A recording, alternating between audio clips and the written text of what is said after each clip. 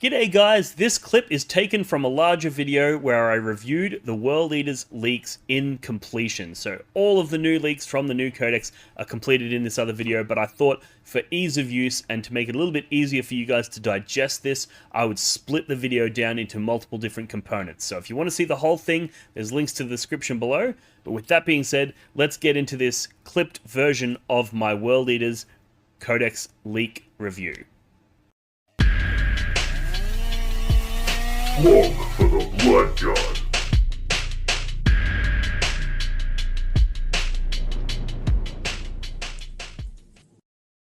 Are you tired of overkilling or underkilling enemy units? Tired of wasting time deciding how many attacks to allocate to achieve a desired outcome? And are you tired of complicated maths, calculating multiple weapon profiles with complex special rules? Well, thanks to today's sponsor, all of those problems are problems of the past.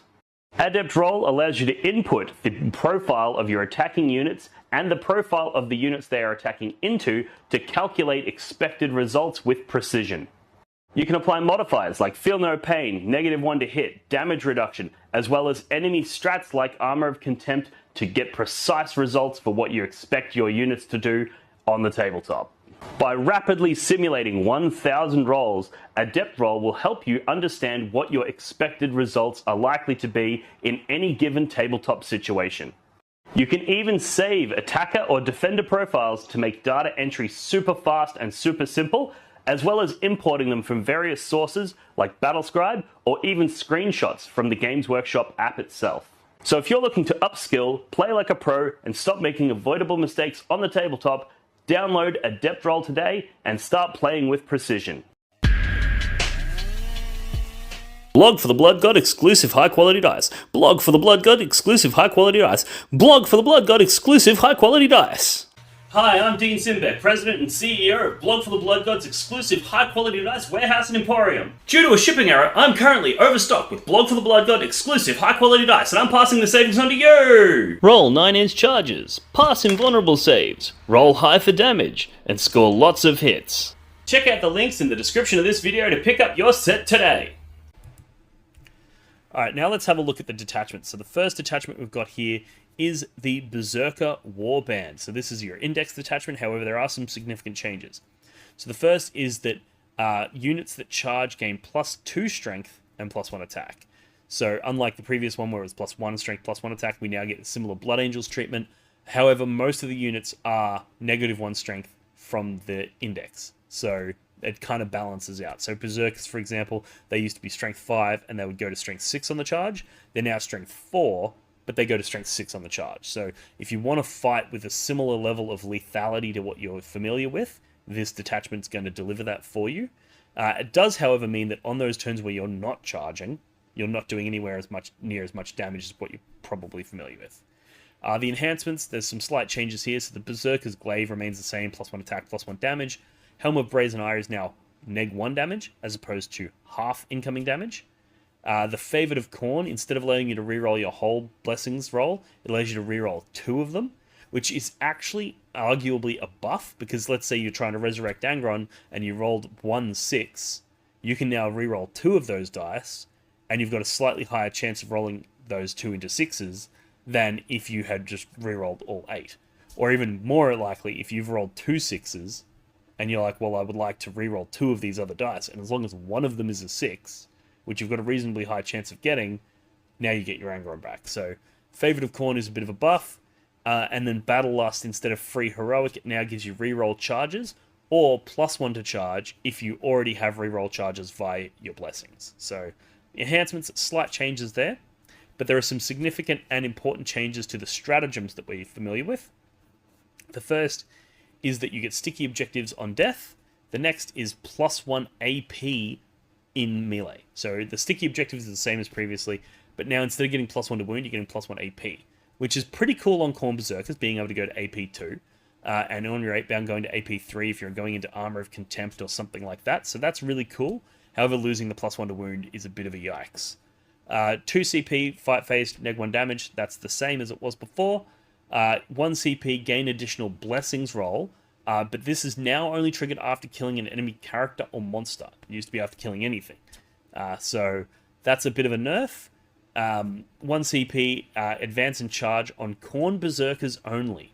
So you can still get the advance and charge. You do have 8-inch movement on your Berserkers. So Berserkers in this detachment are as fast as they were in the Index. You can basically disembark out your 3 inches, then move your 8 inches for 11, and then advance and charge. However, there's no more Auto 6 advance. That's been replaced with an Auto 6 Blood Surge, which means D6 plus 2 becomes an 8-inch Blood Surge.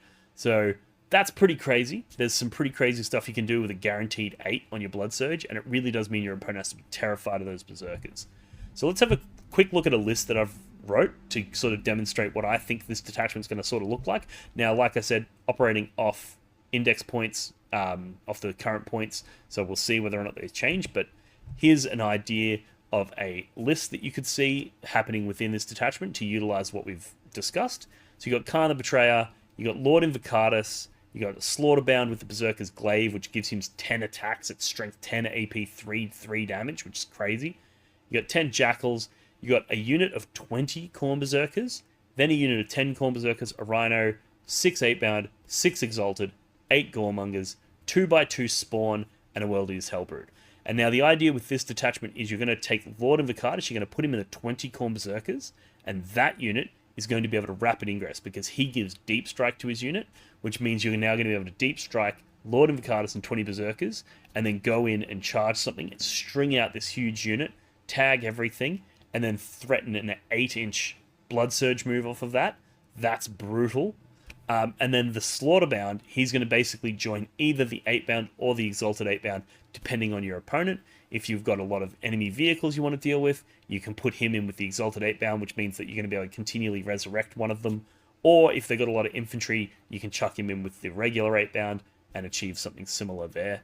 You got your Hellbrute to do that 6-inch Consolidate Chaotic Pinball Machine trick, and you've got the Chaos Spawn for that early scout move. Khan and his 10 inside a Rhino to be able to stage up on a safe objective somewhere and threaten those advance and charge from that position. So you'll notice no Angron. He's not in any of these lists because I think he's rubbish now, but I think this list would be a ton of fun to play in this new detachment.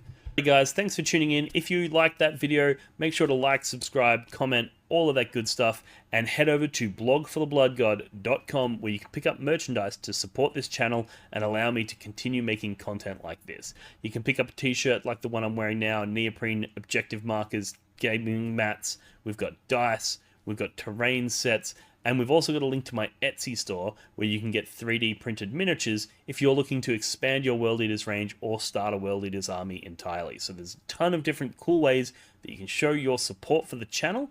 Everything that you do helps me improve the quality of my content and the frequency of my content. So if you liked this and want to see more of it, you can show your support there. Or you can join our Patreon, which is a great way that you can get access to our unique Discord channel where we talk lists, we provide coaching, one-on-one, various tiers, give you certain access to certain things, and we also just have a ton of fun in there. There's a lot of banter, we share memes and stuff like that. It's a ripple little community with a lot of support. So if you're looking to immerse yourself in some like-minded World Eaters players, check out that Discord via Patreon, and as always, let's get a conversation going in the comments below. Thanks for tuning in, guys, and I'll see you in the next one. Cheers.